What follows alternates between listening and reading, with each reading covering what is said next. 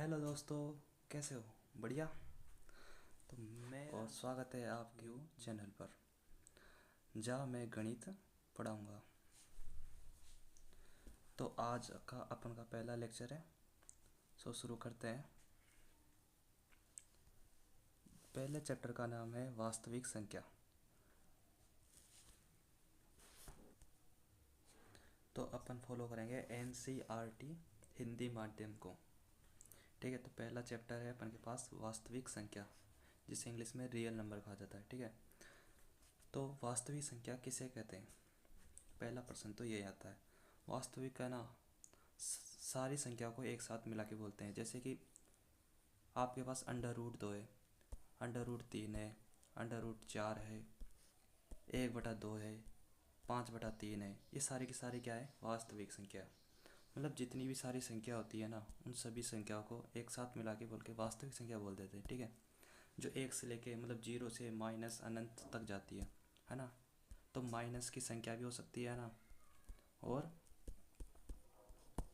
Plus की संख्या भी हो सकती है, भिन्न भी हो सकती है, और मतलब अनंत तक भी जा सकती है। ठीक है, वास्तविक संख्या।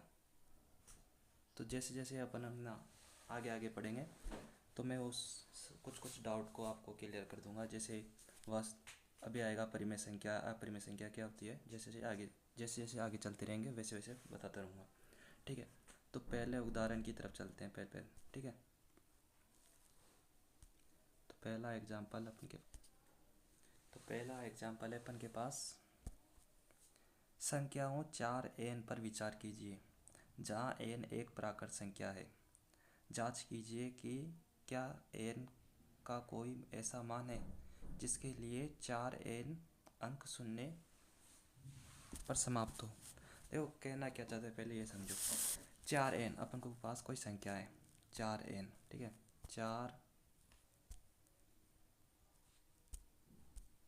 4n अपन के पास कोई संख्या है। ठीक है, जहाँ n एक क्या है? प्राकृत संख्या। अब प्राकृत संख्या क्या होती है? फिर डाउट आया। ठीक है, तो प्राकृत संख्या वह संख्या होती है जो एक से स्टार्ट हो, है ना, और अनंत तक जाए। मतलब 1 2 3 4 जैसे अनंत तक जाए ना खूब, उस संख्या को बोलते हैं अपन प्राकृत संख्या।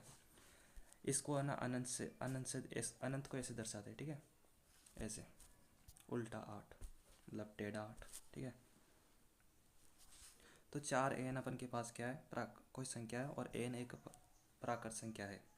अपन को बताना है कि जांच कीजिए कि n का मान कोई ऐसा संभव है क्या कि जिसके लिए 4n अंक शून्य पर समाप्त हो। मतलब जैसे अपन 4 की घात 1 रखें तो 4 1 आता है, तो 4 की घात 2 रखें तो 4 चौक 16 आता है ना। 4 की घात 1 करते हो 4 आता है, 4 का स्क्वायर करते हैं तो 16 आता है। तो ऐसे मतलब है ना, n कुछ भी रखें तो क्या 0 पर समाप्त होगी क्या? ऐसी कोई संख्या है क्या ये? मतलब ठीक है, तो इसको करने का कोई एक ट्रिक है। ठीक है, अपन को दिया है 4n। ठीक है, इसको बताना है कि ये 0 पर समाप्त होगी या नहीं होगी, ये बताना है अपन को। ठीक है, तो तरीका यही है। मतलब ये बीच वाली संख्या है ना, इसको 2 भागों में तोड़ना है। और यदि तोड़ने पे 2 × 5 आ रहे हैं, मतलब तो आपको क्या करना है? प्रत्येक संख्या को है ना 2 भागों में तोड़ना है। ठीक है, जैसे अपन 4 को तोड़े तो 2 × 2 आता है। लेकिन यदि तोड़ने के बाद यदि 2 × 5 आता है ना, तो वो संख्या 0 पर समाप्त होगी, 0 पर समाप्त होगी। लेकिन यहाँ पर 2 × 2 आ रहा है, इसका मतलब ये 0 पर समाप्त नहीं होगी। तो आप आंसर में कैसे लिखोगे? देखो आंसर में आपको कुछ नहीं लिखना, ऐसे लिखना है डायरेक्ट कि जब 4n को 2 × 2, 2 यानी 2 × 2 की पावर n, मतलब 2 × 2 की पावर, तो मतलब 4n को 2 × 2 की पावर n लिख देते हैं ना। तो इसके अभाज्य गुणनखंड करने पर 2 × 5 नहीं आ रहा है, अतः यह संख्या 0 पर समाप्त नहीं होगी। आप लिख लो एक बार, ऑफिस में वापस बोलता हूँ कि जब 4n को अभाज्य गुणन किया जाता है, यानी 4n का गुणनखंड किया जाता है, तो 2 × 5 नहीं आता है, अतः यह संख्या 0 पर समाप्त नहीं होगी। इसी प्रकार आपको आंसर लिखना है। जैसे मैं आपको और उदाहरण बताऊं, यानी n का मान आप कुछ भी रख लो, ये 0 पर समाप्त नहीं होगी। जैसे अपन रखते हैं 4 की पावर 2, तो 8 आता है, सॉरी 4 की पावर 2 यानी कि 16, तो 0 पर समाप्त नहीं हुई ना। जैसे आप n का मान कुछ भी रख लो, जब आप n का मान कुछ भी रखोगे ना, n का मान कुछ भी रख लो, जैसे इस बार 3 रखते हैं, तो 4 की पावर 3, तो कितना आता है, 4 चौक 16, तो 48 आता है, 16 थी 48, ठीक है, तो 8 पर समाप्त होता है, ठीक है। तो n का मान आप कुछ भी रख लो, 0 पर समाप्त नहीं होगी। जैसे लेकिन किसी संख्या का गुणनखंड करने पर 2 × 5 आता है, तो 0 पर समाप्त होगी। जैसे एक एग्जांपल लेते हैं, जैसे अपन के पास 20 है, तो इसको 5 × 2 लिखेंगे, ठीक है, n, ठीक है, इसकी पावर n। इसका मतलब इसका गुणनखंड करने पर 5 × 2 आ गए, और जब 5 × 2 आ जाए तो इसका मतलब ये 0 पर समाप्त होगी, ठीक है। जैसे अपन ले लेते हैं कुछ एग्जांपल, जैसे 20 की पावर 1, तो 20, ये तो आ ही रहा है, सिंपल सी बात है। जब 20 की पावर 2 करेंगे तो कितना आता है, 400, तो 0 पर समाप्त हो रहा है ना।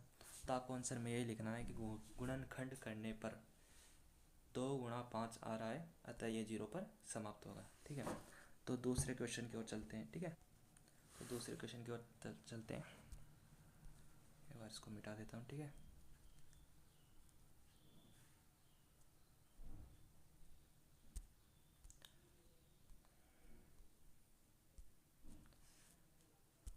तो अगला एग्जाम्पल है, संख्याओं 6 और 20 के अभाज्य गुणनखंड विधि से एचसीएफ और एलसीएम ज्ञात कीजिए। तो एचसीएफ और एलसीएम कैसे ज्ञात किए जाते हैं, तो 6 और 20 का अभाज्य गुणनखंड करते हैं, ठीक है। तो चलते हैं दूसरे पेज पर। तो अपन के पास है 6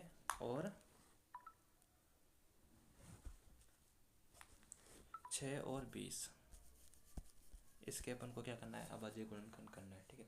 तो करना कुछ नहीं है, दोनों का अलग अलग से क्या करना है, अभाज्य गुणनखंड करना है। पहले ये करना, ठीक है, 6 और 20 ये रहा, 20 ये रहा।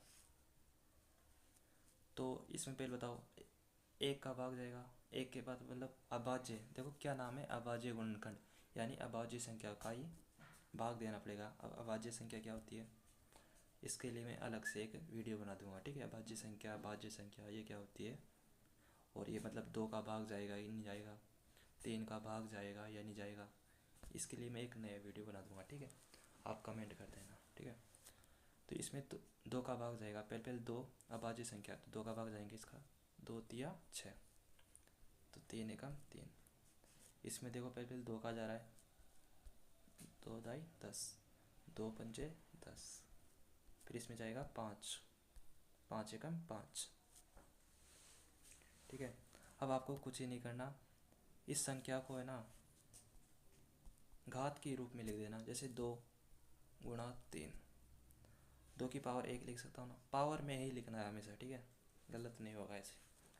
अब 20 को लिखना है आपको, तो 2 की पावर 2 मल्टीप्लाई 5 की पावर 1। अब निकालना है अपन को, इसमें से पहले इतना तो सभी में करना है, एलसीएम पूछे या एचसीएफ पूछे, आपको इतना तो सभी में करना है, ठीक है।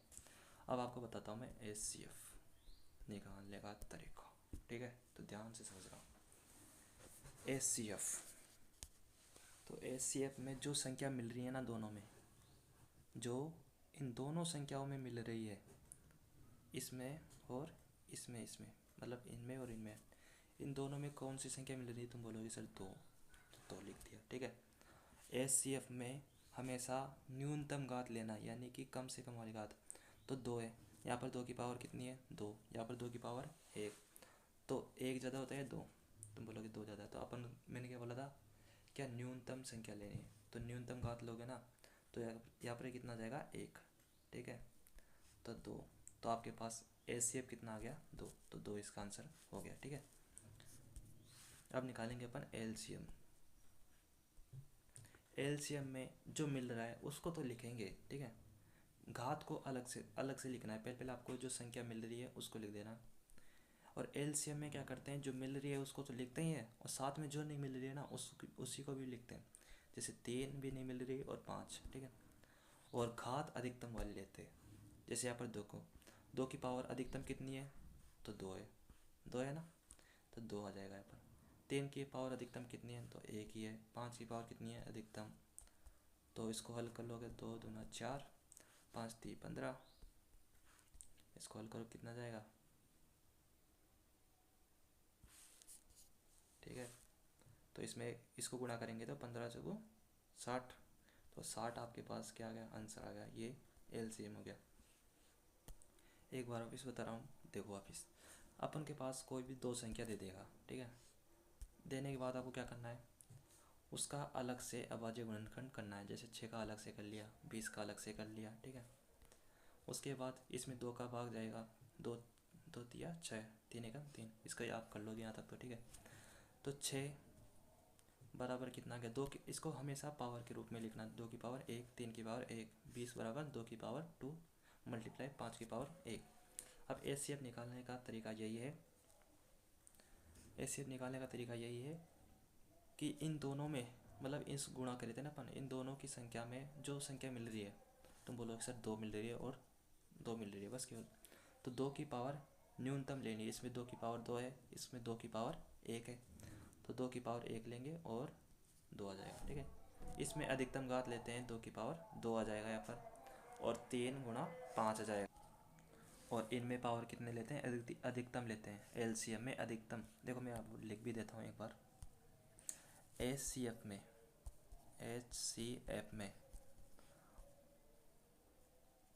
न्यूनतम घात लेते हैं, ठीक है, न्यूनतम घात पावर, ठीक है। एलसीएम में अधिकतम घात लेते हैं, अधिकतम घात। और इसमें जो संख्या मिल रही है ना, इसमें जो संख्या मिल रही है, जो संख्या मिल रही है ना दोनों में, वो ही लिखते हैं। और जो इसमें नहीं मिल रही है वो भी लिखते हैं, और मिल रही है वो भी लिखते हैं, ठीक है। दोनों संख्या लिखते हैं इसमें एलसीएम में, ठीक है। तो उदाहरण 3 की ओर चलते हैं, ठीक है। इसका आंसर एक बार देख लो आपको, इसका आंसर आ गया अपने पास 2 और 60। तो एग्जाम्पल 3 की ओर चलते हैं, ठीक है। एग्जाम्पल 3 की ओर, तो एग्जाम्पल 3 है अपन के पास, अभाज्य गुणनखंड विधि द्वारा। जो अपन ऐसे कर रहे थे ना, अलग अलग संख्याओं को, मतलब जैसे अपन 6 को 6 और 20 ऐसे अलग अलग कर रहे थे ना, गुणनखंड अलग अलग, उसको अभाज्य गुणनखंड विधि ही बोलते हैं, ठीक है। तो घबराना नहीं है इस नाम से, अभाज्य गुणनखंड विधि क्या होती है, ठीक है। अभाज्य गुणनखंड विधि इसे ही कहते हैं। तो एग्जाम्पल 3 है अपन के पास, अभाज्य गुणनखंड विधि द्वारा।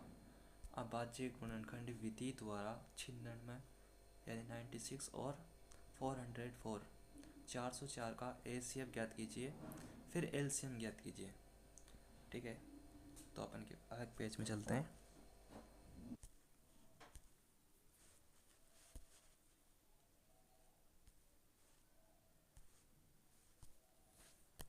तो अपन के पास है 96 और 404, 96 व 404। इसमें अपन को क्या करना है, अभाज्य गुणनखंड विधि द्वारा, जैसे अपन अभी कर रहे थे ना वैसे ही करना है, ठीक है। एचसीएफ और एलसीएम ज्ञात करना है, ठीक है। लेकिन उन्होंने पहले एचसीएफ निकालने के लिए कहा है, लेकिन इसमें यहाँ पर मतलब फिर एलसीएम निकालना है। तो चाहो तो आप ऐसे कर सकते हो अभी बताइए जैसे, लेकिन यहाँ पर एक सूत्र आपको वो भी याद होना चाहिए। वो सूत्र एक बार लिख लो कॉपी में, ठीक है। वो सूत्र में लिख देता हूँ एक बार। तो सूत्र क्या है देखो, पहली संख्या गुणा दूसरी संख्या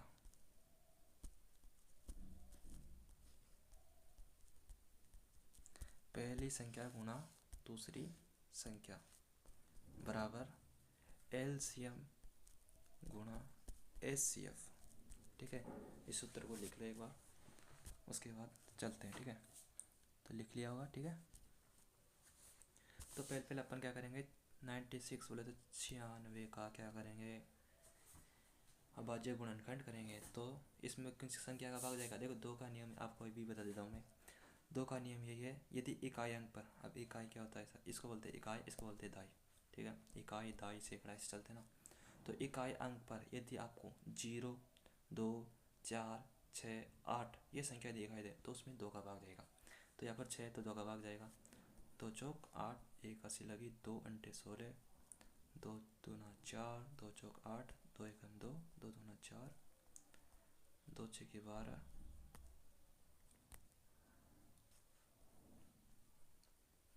2 तिया 6 और 3 में 3 का भाग जाएगा।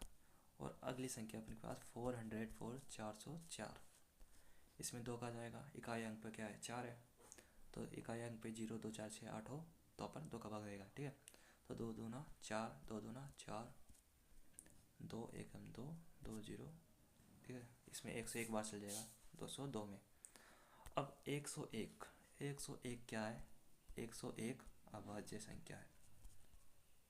आपको ये बता दो, अभाज्य संख्या उस संख्या को बोलते हैं जिस संख्या में केवल खुद का भाग जाओ बाय, मतलब खुद का ही भाग जाए और एक का भाग जाए। जैसे एक में 101 में किसका भाग जाता है, 101 में 101 का भाग जाता है और एक का भाग जाता है, इसलिए ये अभाज्य संख्या है। तो इसलिए इसमें 101 का ही भाग जाएगा, तो 101 बार चले जाएगा, वो भी एक बार। ऐसी संख्या को बोलते हैं अभाज्य संख्या। और जिसमें है ना स्वयं के अलावा अन्य का भी जाए, स्वयं और एक के अलावा अन्य का भी जाए, उसको बोलते हैं अपन भाज्य संख्या। ठीक है, तो इसका क्या करना है आपको, 96 को अब गुणा के रूप में लिखना है। तो 96 बराबर 2 की, अब देखो अब मैंने बताया था पावर के रूप में लिखना है। तो यहाँ पर कितने 2 है, देखो 1 2 3 4 5, तो 2 की पावर 5 मल्टीप्लाई 3 की पावर 1 हो जाएगा, क्योंकि 3 की पावर कितनी है, 1 ही, 3 एक बारी, तो 3 की पावर 1। इधर है अपन के पास 404, 404 को अपन क्या लिख सकते हैं, 2 की पावर 2, 2 की पावर 2 मल्टीप्लाई 101, अपन के पास ये संख्या आ गई। अब देखो अपन को बताना है एचसीएफ। एचसीएफ मैंने अभी बताया था, दोनों में मिलने वाली संख्या, दोनों में क्या मिल रहा है 2, दोनों में मिल रही है, क्या मिल रही है संख्या 2 मिल रही है, और उसकी न्यूनतम घात लेनी है। यहाँ पर 2 की पावर कितनी है 5, पावर यानी घात होता है। ठीक है, 2 की पावर 2 है, 2 की पावर 5 है, तो न्यूनतम घात कौन सी है, तुम बोलोगे 2, तो 2, तो 2 मल्टीप्लाई 2 यानी कि 4, जो 4 इसका क्या हो गया, एचसीएफ हो गया। अब अपन निकालेंगे क्या, एलसीएम। वो भी कौन से सूत्र से निकालेंगे, सूत्र से अभी बताया था ना, जो सूत्र ले गया यहाँ पर, वो सूत्र एक बार वापिस बता देता हूँ तुमको मैं। ठीक है,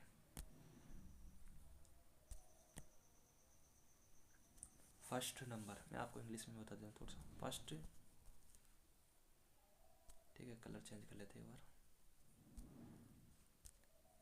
first number multiply second number equal LCM multiply HCF.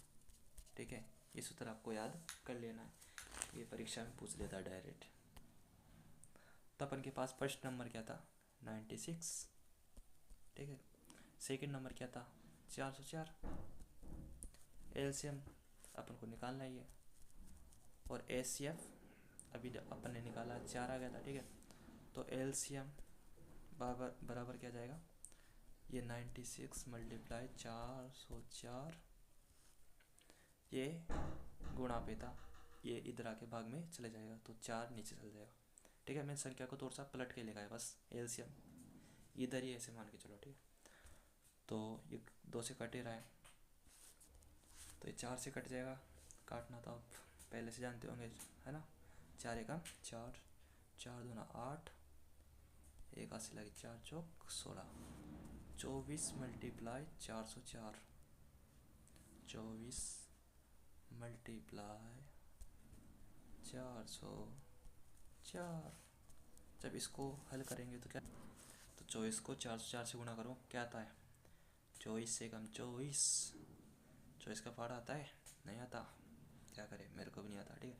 तो 24 को 4 से 4 गुणा करो ना, तो क्या जाएगा 96, 96, 24 चौक 96 होता है, ठीक है, याद कर लेना।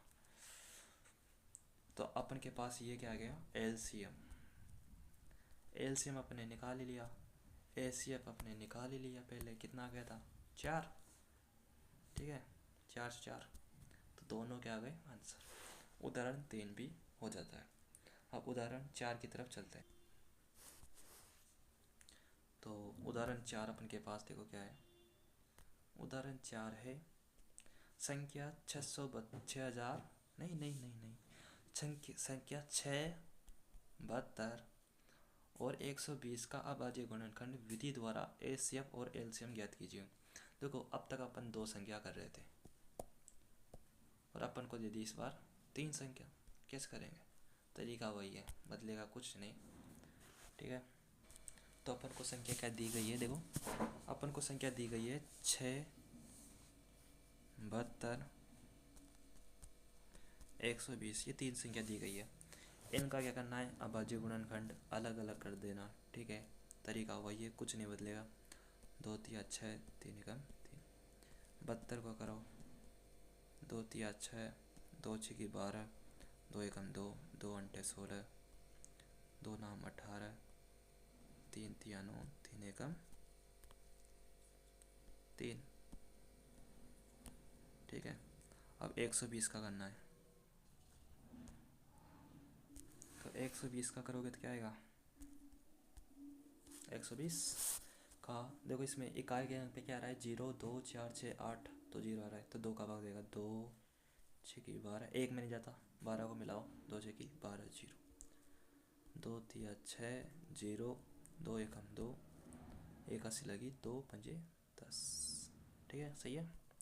3 का जाएगा, 3 का नियम आपको बता दूँ मैं ऐसे, 3 का नियम क्या है, देखो 3 का नियम यही है, मतलब जो अपन को संख्या दे उनको जोड़ने पर, जैसे अपन को यहाँ पर दी गई है 15,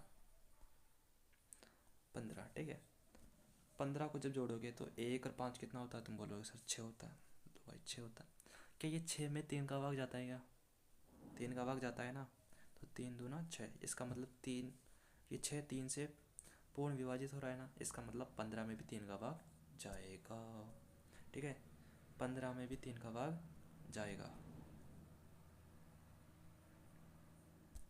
15 में भी 3 का भाग जाएगा। ऐसे तो 30 में भी जाना चाहिए, 3 + 0 तो 3 आ जाता है 3 का, लेकिन मैंने क्या बोला कि निम्न संख्या से, बोले तो सबसे कम संख्या का भाग देना है, मतलब 0 से स्टार्ट, मतलब 1 से स्टार्ट करना, फिर 2 फिर 3, 1 का तो सब में जाएगा, 1 का क्या करोगे देखें, तो 2 का देना है, फिर 3 का देना है, फिर 4 का देना है, ऐसे बढ़ना है, ठीक है। तो 2 का देंगे, इसमें 15 बार चल जाएगा, 3 का चल जाएगा 5 बार, 5 का 5, ठीक है। ऐसे इस विधि का नाम क्या है, अभाज्य गुणनखंड विधि, अभाज्य गुणनखंड विधि। अभाज्य का मतलब समझा दिया मैंने क्या कहते हैं, अभाज्य का मतलब होता है जिस संख्या में स्वयं का भाग जाए और 1 का भाग जाए, 1 का तो सब में जाता है, इसमें कोई सोचने की बात है नहीं, तो स्वयं का भाग जा रहा है, तो देखो अपन अधिकतर अपन भाग दे रहे हैं ना, वो अभाज्य संख्या ही है। जैसे 2 क्या है, 2 में 2 का भाग जाता है, 3 में 3 का भाग जाता है, 2 में भी देखो 5 में 5 का जाता है ना। तो अभाज्य गुणनखंड इसलिए नाम है क्योंकि इसमें अभाज्य संख्या का ही भाग देना पड़ता है, ठीक है। तो अब इसको क्या करें, 6 को गुणा के रूप में लिख ले, तो 2 × 3 72 बराबर 2 की पावर कितनी बताओ, 1 2 3,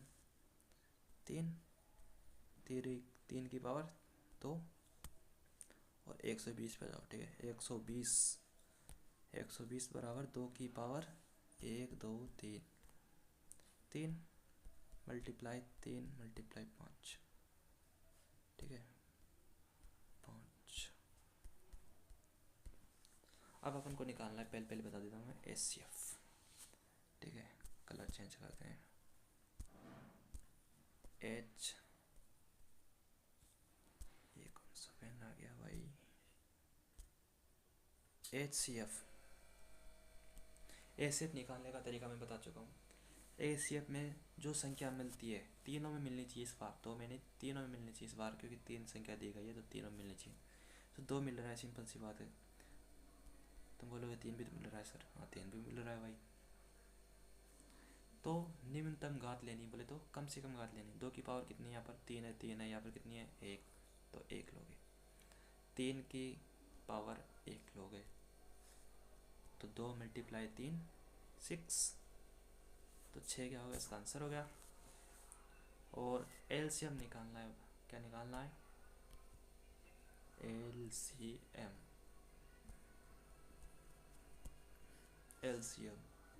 तो LCM कैसे निकालेंगे, जो संख्या मिल रही है उसी को तो लिखेंगे। चल रहा है भाई,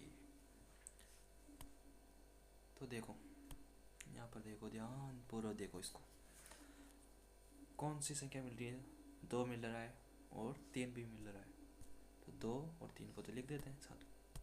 तो 2 मल्टीप्लाई 3, और क्या मिल रहा है बताओ, और 2 तो मिल ही रहा है, 3 भी मिल रहा है, और कौन नहीं मिल रहा, 5। देखो LCM में जो मिल रहा है वो भी लिखते हैं और जो नहीं मिल रहा वो भी लिखते हैं, तो 5 लिख देते हैं, ठीक है। तो 5 लिख देंगे। और 2 की अधिकतम पावर कितनी है, 3 है, 3 की अधिकतम पावर कितनी है, 2 है, तो मल्टीप्लाई में क्या जाएगा 5, ठीक है। 2 की अधिकतम पावर कितनी थी, 3, 3 की कितनी थी अधिकतम घात, 2, तो 2 की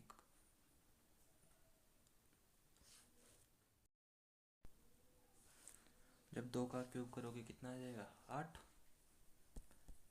3 का स्क्वायर करोगे तो 3 तिया 9, 5, 8 नाम 72, मल्टीप्लाई 5, 5 दूना 10, 7 पंजे 35, 1 36, ठीक है। तो LCM कितना आ गया अपने के पास, 360, ठीक है। LCM आ गया अपन के पास 360, और HCF आ गया अपन के पास 6। ओके, तो चलते हैं वापस। तो देखो उदाहरण 3 भी हो गया, उदाहरण 4 भी हो गया, उदाहरण 4 तक अब अपन के पास क्या हो गई, प्रश्न वाली चलने लगे। देखो प्रश्न वाली 1.1, जो कि अपन अगले भाग में करेंगे, यानी ये था अपन के पास लेक्चर 1, ठीक है। तो आपको एक, तो ये लेक्चर यहीं पर ख़त्म होता है, ठीक है। तो लेक्चर 2 में अपन प्रश्न वाली 1.1 पढ़ेंगे। तो कैसा लगा आपको ये वीडियो, लाइक शेयर कमेंट सब कर देना। और ये मेरे लिए पहला वीडियो था, ठीक है, और इस चैनल का ये पहला वीडियो था, ठीक है। कैसा वीडियो लगा कमेंट कर देना, ठीक है। और जो डाउट आए वो ज़रूर पूछ लेना कमेंट में, ठीक है।